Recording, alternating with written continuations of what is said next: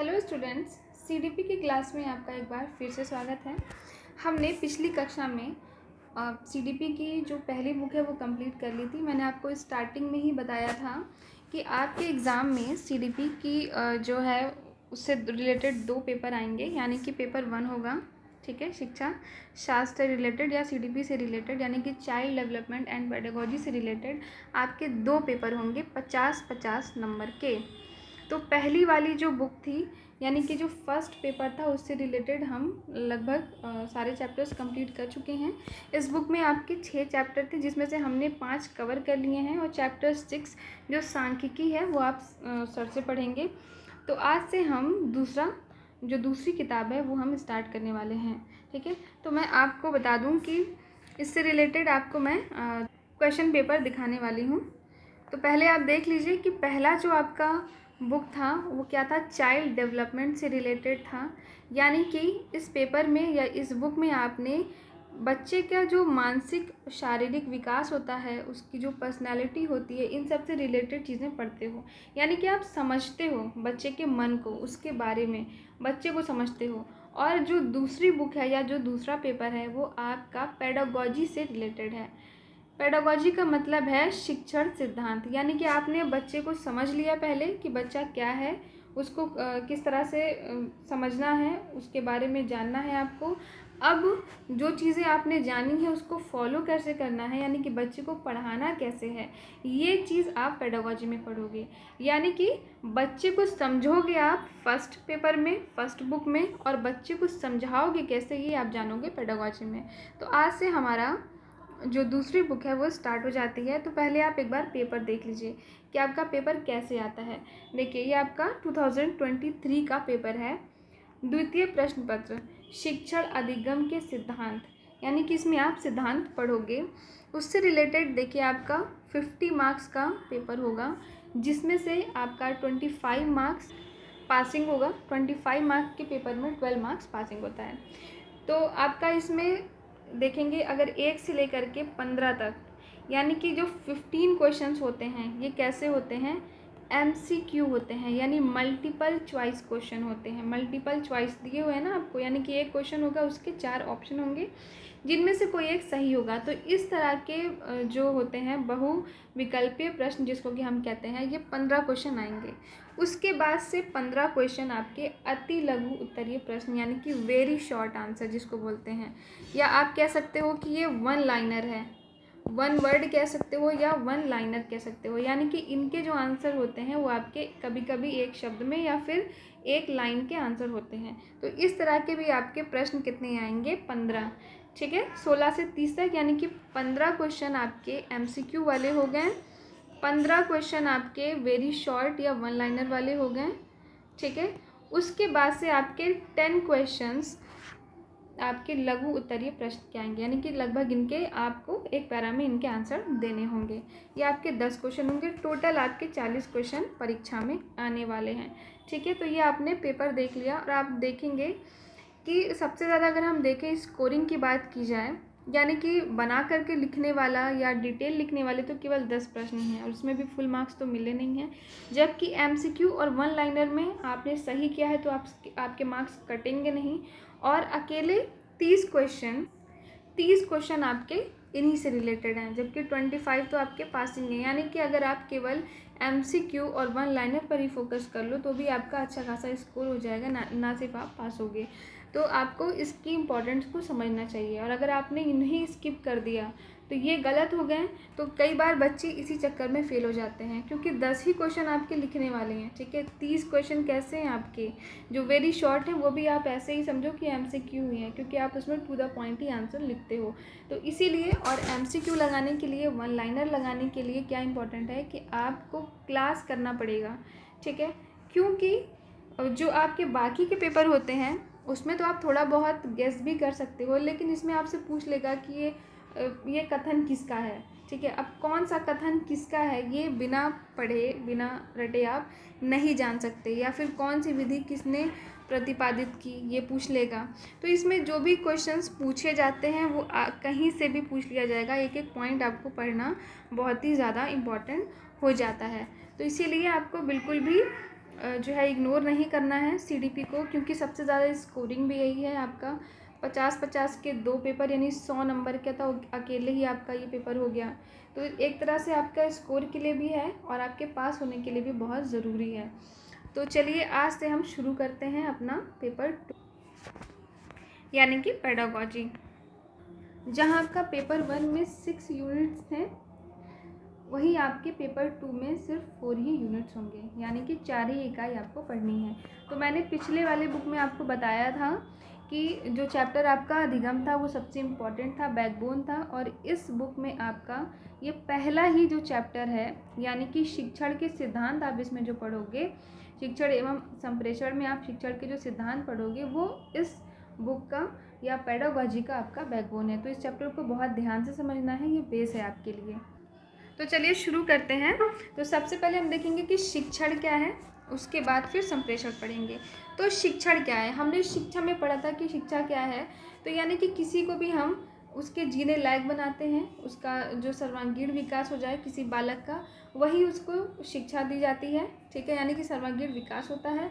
तो शिक्षण भी सेम ही होगा कि यानी कि किसी व्यक्ति को शिक्षा देने की जो क्रिया है वो शिक्षण है। बीयू स्मिथ के अनुसार शिक्षण क्रियाओं की एक विधि है जो सीखने की उत्सुकता जागृत करती है, यानी कि किसी को सीखने के लिए उत्सुक करना ये शिक्षण का कार्य है। ये किसने कहा है? बीयू स्मिथ ने कहा है। रायबर्न के अनुसार शिक्षा में 3 केंद्र बिंदु होते हैं, शिक्षक, बालक एवं पाठ्य वस्तु, और इन तीनों में जो है वो स्थापित करना संबंध, यही शिक्षण का कार्य है। बर्टन के अनुसार शिक्षण अधिगम हेतु दिया गया उद्दीपन, मार्गदर्शन, दिशा बोध और प्रोत्साहन है। ये इंपॉर्टेंट कथन है, याद रखिएगा।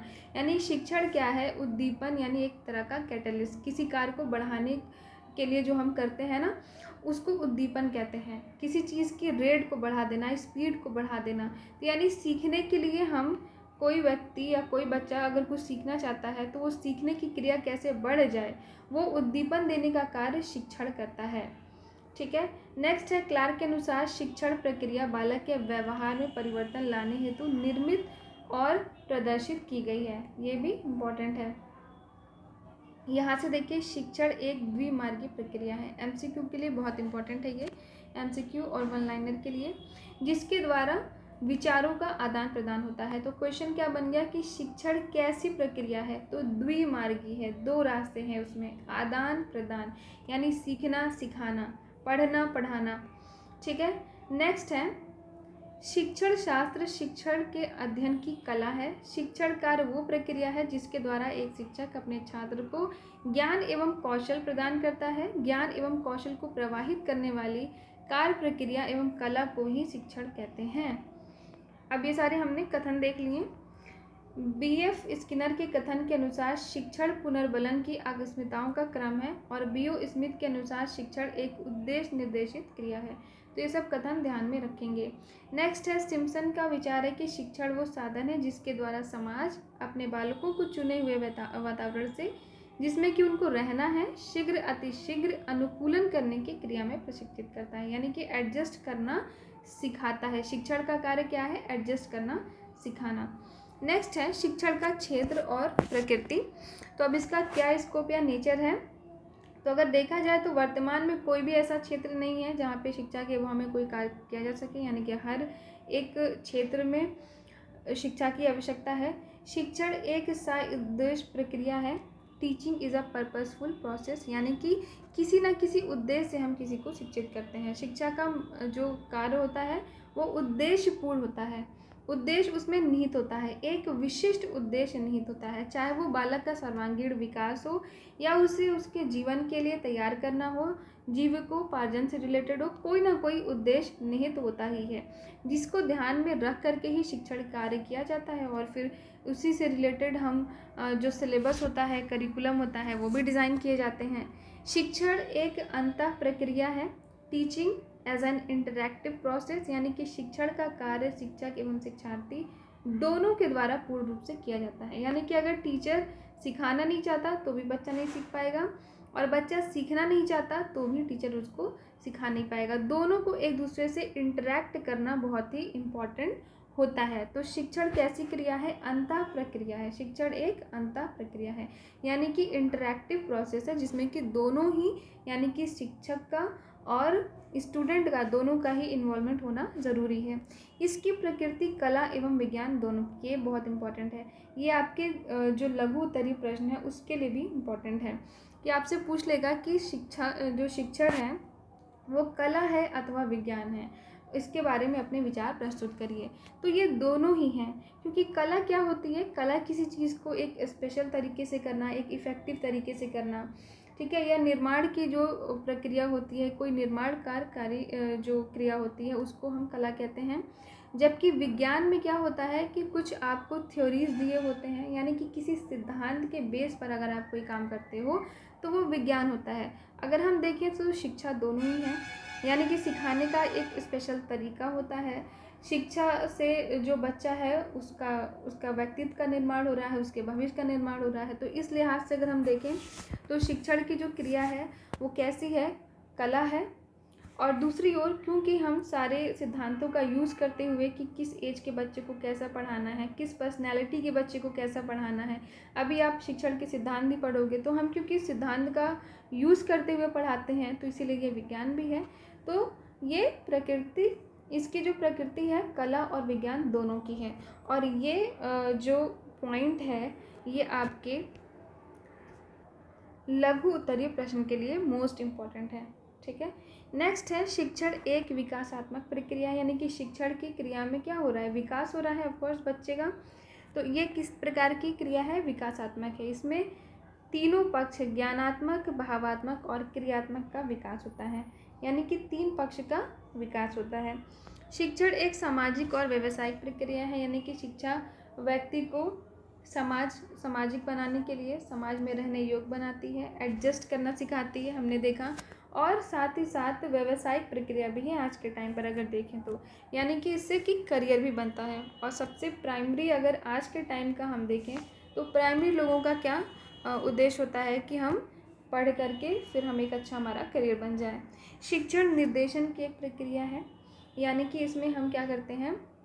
गाइड करते हैं, बच्चे को गाइड किया जाता है, उसको निर्देश दिया जाता है, उसका मार्गदर्शन किया जाता है। तो शिक्षण की क्रिया कैसी है? एक निर्देशन की प्रक्रिया है। ये सारे पॉइंट्स जो आप पढ़ रहे हो ये सब आपके जो शॉर्ट आंसर टाइप क्वेश्चंस होते हैं, यानी कि पैराग्राफ वाले, यानी कि जो आपके 10 प्रश्न जो लिखने वाले आएंगे उनके लिए ये सारे पॉइंट्स आपको इम्पोर्टेंट हैं, क्योंकि इसमें इसी तरह के प्रश्न पूछे जाते हैं। शिक्षण एक त्रिध्रुव, अब ये वाला पॉइंट भी मोस्ट इम्पॉर्टेंट है, यानी कि आपने क्वेश्चंस में देखा है, एक तो आपका ये प्रश्न हो जाएगा कि शिक्षण से आप क्या समझते हैं, शिक्षण प्रशिक्षण में अंतर, इस तरह के क्वेश्चन, या फिर शिक्षण कला है विज्ञान है उस पर विचार प्रकट करना, या फिर ये वाला भी मोस्ट इम्पॉर्टेंट है कि शिक्षण एक त्रिध्रुवीय प्रक्रिया है, स्पष्ट करिए इसके बारे में। या फिर आपका एमसीक्यू में पूछ सकता है कि शिक्षण को त्रिध्रुवीय प्रक्रिया किसने कहा है? तो ब्लूम महोदय ने कहा है। ये नाम ध्यान में रखेंगे, ये मोस्ट इम्पॉर्टेंट है आपका। तो शिक्षण को त्रिध्रुवीय प्रक्रिया ब्लूम महोदय ने बताया है। और आप अगर लिखने वाले क्वेश्चन अटेम्प्ट करेंगे तो आपको फिर ये डायग्राम भी बनाना होगा और ये तीनों पॉइंट आपको ध्यान में रखने होंगे, यानी कि 3 ध्रुव कौन कौन से हैं? शिक्षण के उद्देश्य, व्यवहार परिवर्तन, सीखने के अनुभव, ये 3 पॉइंट आपको ध्यान में रखना है। यानी कि शिक्षण में क्या होता है? पहला तो उद्देश्य होना चाहिए कि किसके लिए सिखा रहे हैं, फिर हम जिस उद्देश्य से सिखा रहे हैं उस प्रकार का व्यवहार परिवर्तन होना चाहिए व्यक्ति में, उस तरह की चीज़ें जो हम उसको सिखा रहे हैं, जिस प्रकार के उसको हैबिट डेवलप करानी है या जो ज्ञान देना है वो हमें व्यवहार में परिवर्तन दिखना चाहिए, और उसके बाद फिर सीखने के अनुभव होंगे उस व्यक्ति में। तो इस प्रकार ये त्रिध्रुवीय प्रक्रिया ही वास्तविक शिक्षण है। नेक्स्ट है शिक्षण में भाषा संप्रेषण का कार्य करती है। अब ये भी अगेन आपका एमसीक्यू के लिए इम्पॉर्टेंट है। आपसे इस तरह से पूछ सकता है कि शिक्षण में संप्रेषण का कार्य कौन करता है? संप्रेषण यानी कि कम्युनिकेशन, यानी अपनी बात को दूसरे तक पहुंचाना। तो हम कैसे करते हैं? ऑफ कोर्स भाषा के माध्यम से करते हैं, तो इसका आंसर हो जाएगा भाषा। या फिर ये पूछ सकता है कि शिक्षण में भाषा का क्या महत्व है? ठीक है, तो शिक्षण में भाषा का क्या महत्व है वो है कम्युनिकेशन से रिलेटेड, यानी कि हम अपनी बात, यानी कि टीचर हमें अपनी बात समझाता है भाषा के माध्यम से, बच्चा अपनी समस्याओं को टीचर से कहता है, शिक्षक से कहता है भाषा के माध्यम से। अगर सपोज़ कि जो टीचर है, ठीक है, और ये स्टूडेंट है, अगर दोनों को अलग अलग भाषाएं आती हो, ठीक है, सपोज़ कि टीचर को इंग्लिश आती है केवल, बच्चे को केवल हिंदी आती है, तो क्या लगता है कि ये कभी भी ए बी को शिक्षित कर पाएगा? यानी कि जो बी है ए की बात ही नहीं समझ पाएगा और ना ही ए बी की बात समझ पाएगा। या सपोज कि ए को हिंदी आती है, इंग्लिश आती है, सब कुछ आती है, लेकिन बी को केवल मैथिली आती हो, ठीक है, तो भी शिक्षण कार्य बाधित हो जाएगा। इसी वजह से प्राइमरी जो एजुकेशन है, क्योंकि अभी बच्चा नया नया दुनिया में आया है, अभी उसने भाषाएं नहीं सीखी हैं, उसने घर से ही भाषाएं सीखी हैं, तो इसी के लिए मातृभाषा में ही बच्चे को प्राइमरी में पढ़ाने की वकालत की गई है, यानी कि इसके बारे में कहा गया है। तो शिक्षण के में जो है वो भाषा का बहुत बड़ा रोल है। नेक्स्ट है शिक्षण मनुष्य को समायोजन के योग्य बनाता है। हम कई बार ऊपर देख चुके हैं किस प्रकार से समायोजन के, यानी कि समाज में रहना, इमोशनली स्टेबिलिटी की बात होती है, ठीक है, समझदारी आती है, व्यवहार में परिवर्तन आता है। ये सारी चीज़ों को देखते हुए जो एक जैसे बच्चा जब छोटा होता है तो वो हर चीज़ों के लिए बहुत जिद करता है, या फिर उसे नहीं पता होता कि हमें एक पर्टिकुलर सोसाइटी में किस तरह का बिहेव करना है, ठीक है, उसको हंसना आएगा तो हंस देगा, रोना आएगा तो रो देगा, उसे मतलब इतना नहीं पता होगा, सोच समझ के कोई काम नहीं करेगा। लेकिन वही बच्चा जब बड़ा हो जाता है तो वो अपनी भावनाओं को कंट्रोल करने लगता है, या अपनी बातों को, हर बात वो ऐसे नहीं बोल देता। तो ये सारा एडजस्टमेंट वो कैसे सीखता है? शिक्षण के माध्यम से। और शिक्षण जो है वो क्रियाशील बनाती है। शिक्षक सदैव प्रयत्न करता है कि उसके छात्र विकास करें, उनमें कौशल का विकास हो, अच्छे अंक प्राप्त करें और उनमें ज्ञानात्मक, भावात्मक, क्रियात्मक सभी गुणों का लगभग विकास हो। यानी कि अगर हम देखें तो ओवरऑल शिक्षा का उद्देश्य क्या है, या शिक्षण का उद्देश्य क्या है कि बच्चे का या व्यक्ति का सर्वांगीण, अगर एक शब्द में कहें तो सर्वांगीण विकास हो, यानी कि हर एस्पेक्ट का, चाहे वो इमोशनल हो, चाहे वो फिजिकल हो, चाहे वो मेंटल हो, इवन चाहे वो उसके करियर से रिलेटेड हो, उसके जॉब से रिलेटेड हो, ठीक है, इकोनॉमिकली हो, हर तरह से विकास होना चाहिए। यानी कि शिक्षा या शिक्षण एक व्यक्ति को, एक बच्चे को जीने के योग्य, ठीक है, जीने को योग्य बनाए।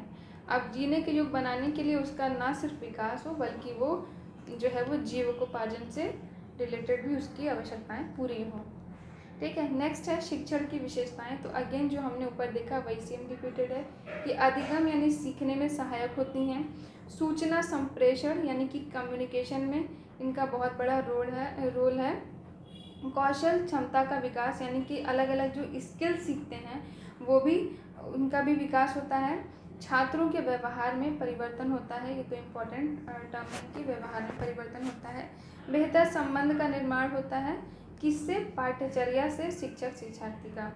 नेक्स्ट है उद्देश्य और लक्ष्य की प्राप्ति होती है, क्योंकि हमने देखा कि शिक्षण का कार्य कैसा है, सउद्देश्य होता है, सामाजिक विकास होता है, अनुकूलन में यानी एडजस्टमेंट में सहायक होता है, और ये एक व्यावसायिक प्रक्रिया है, यानी कि जो छात्र है वो विभिन्न कौशल प्राप्त करके अपने व्यवसाय में निपुण होता है और कमाता है, जीता है, इन सब के लायक बनता है।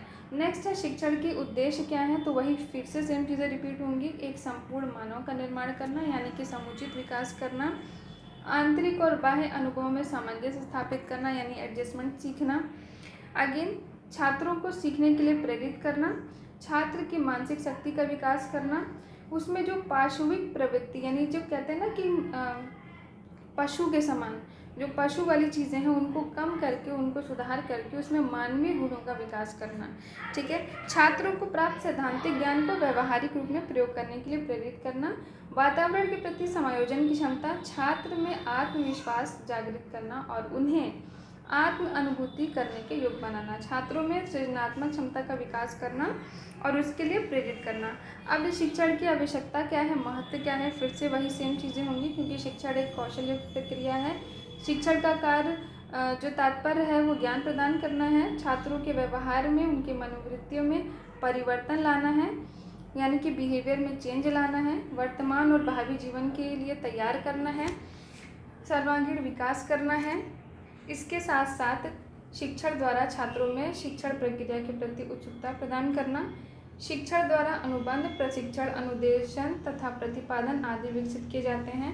छात्रों में क्रियाशीलता, संगठन क्षमता और व्यवहारिक गुणों का विकास करना होता है। अब यहाँ पे ये इम्पोर्टेंट है कि शिक्षण को प्रभावित करने वाले कारक कौन कौन से हैं। तो पहला तो है शिक्षा का उद्देश्य, यानी कि किस उद्देश्य से आप शिक्षा दे रहे हो, इसका भी बहुत बड़ा रोल है। नेक्स्ट है व्यक्तिगत भिन्नताएं, कि जो अलग अलग पर्सनैलिटी होती हैं उनका भी बहुत बड़ा रोल होता है। नेक्स्ट है छात्रों का मनोशारीरिक स्तर, यानी कि कोई बच्चा अगर बीमार है तो आप उसको कितना भी पढ़ा लो, ठीक है, आपको रिजल्ट उतना नहीं मिलेगा। इसी तरह से जो पर्सनालिटी डिफरेंसेस हैं, अब कोई बच्चा मान लो कि बहुत शाई है यानी शर्मीला है, ठीक है, तो आप उसको नृत्य सिखा रहे हो, आप उसको गायन सिखा रहे हो, तो क्या लगता है इतने अच्छे रिजल्ट मिल पाएंगे, क्योंकि वो तो शर्माता ही रह जाएगा।